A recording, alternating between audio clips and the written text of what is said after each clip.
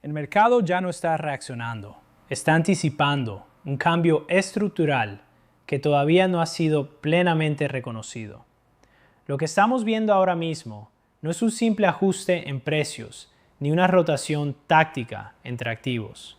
Es el inicio de una redistribución profunda del capital global, una que comienza de forma casi imperceptible, pero que históricamente, cuando se acelera, lo hace de manera violenta.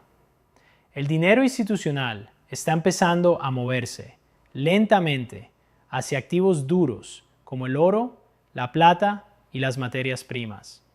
Aún no es un flujo masivo, pero el patrón es claro. Y cuando ese flujo se intensifique, no será gradual, será una avalancha. En este momento, la atención superficial sigue centrada en decisiones de tipos de interés, en titulares sobre inflación o en eventos geopolíticos puntuales. Pero por debajo de esa capa visible hay un mecanismo mucho más crítico que está empezando a desestabilizarse: el mercado de bonos. Y no se trata solo del tesoro estadounidense, sino de una dinámica global que involucra a Reino Unido, Europa y especialmente Alemania. Lo que une a todos estos mercados no es la política monetaria inmediata, sino algo más fundamental: la pérdida progresiva de confianza en la sostenibilidad fiscal y en la capacidad de los bancos centrales para controlar la curva de rendimientos. Durante más de 4 décadas, desde principios de los años 80 hasta aproximadamente 2020, el mercado de bonos vivió una tendencia alcista histórica.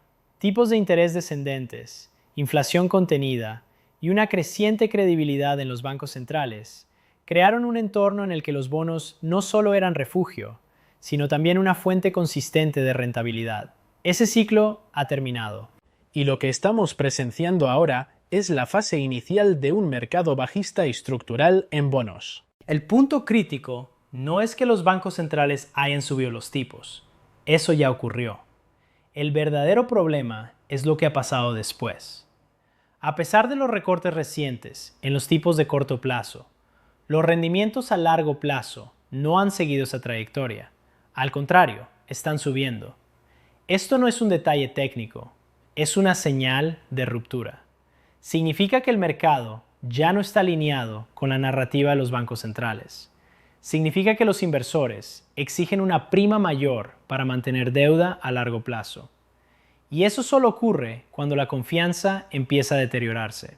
Aquí es donde emerge el elemento que cambia completamente la interpretación del mercado.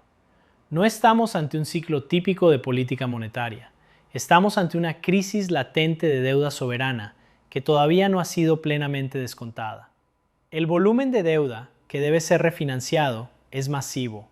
Solo en Estados Unidos se enfrentan a vencimientos de magnitud histórica, en un entorno donde el coste de financiación ya no es marginal.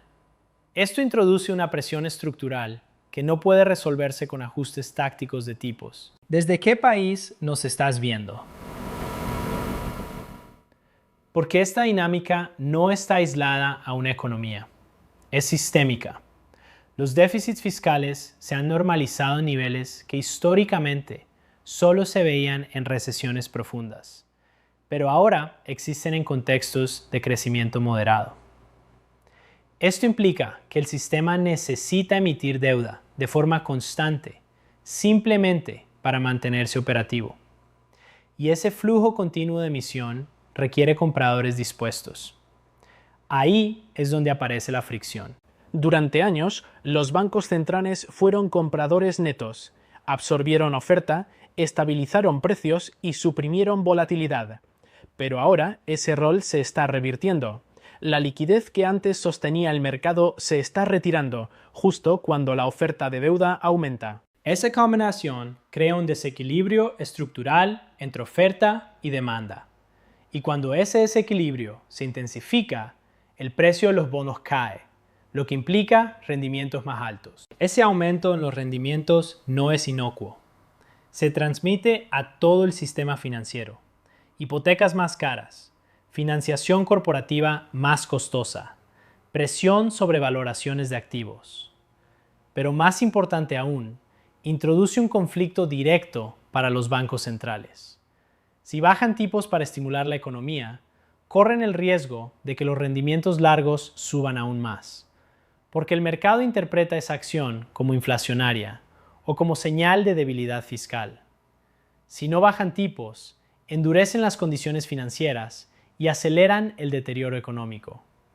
Es una trampa de política monetaria. Aquí es donde el sistema empieza a mostrar señales de estrés real. Los grandes bancos están incrementando su exposición a deuda soberana, no necesariamente por convicción, sino por necesidad operativa y regulatoria. Esto recuerda dinámicas previas a crisis pasadas, donde la concentración de riesgo en balances bancarios amplificó el impacto cuando los precios comenzaron a moverse de forma adversa. No es una señal de confianza, es una señal de absorción forzada. Al mismo tiempo, los inversores institucionales, como fondos de pensiones, siguen altamente expuestos a bonos debido a estructuras regulatorias que favorecen esos activos. Pero esa exposición se convierte en vulnerabilidad cuando el precio cae de forma sostenida. Y aquí entra en juego otro elemento crítico, la ilusión de seguridad. Durante décadas, los bonos fueron considerados libres de riesgo. Esa premisa está siendo cuestionada en tiempo real. Cuando esa percepción cambia, el ajuste no es lineal, es abrupto, porque no se trata solo de una reasignación de cartera, sino de una redefinición del riesgo sistémico.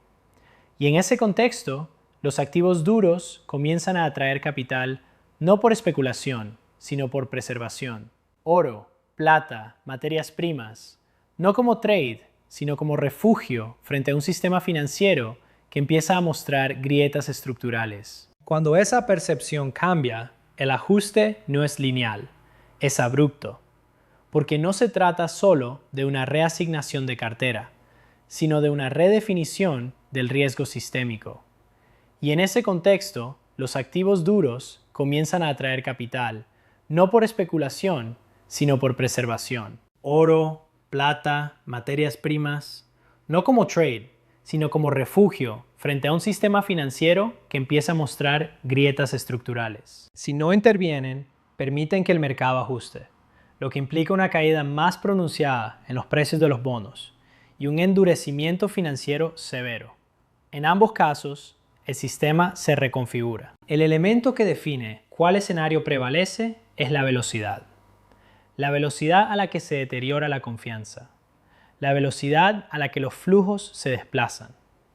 Porque mientras el capital se mueve lentamente, el sistema puede absorber el cambio. Pero cuando se acelera, cuando se produce la transición de fase, el impacto se amplifica exponencialmente. Y ese es el punto en el que estamos entrando.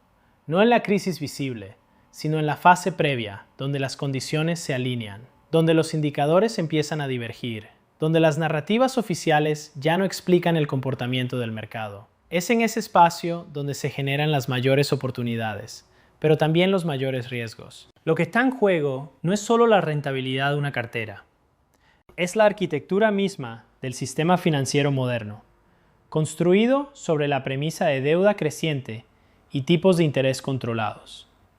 Si esa premisa se rompe, el ajuste no será superficial, será estructural. A partir de aquí, lo que debe observarse no es solo el nivel de los tipos, sino la forma de la curva, la demanda en subastas, la respuesta de los bancos centrales ante episodios de estrés y, sobre todo, el comportamiento del capital institucional. Porque cuando ese capital se mueve de forma decisiva, no sigue tendencias, las crea.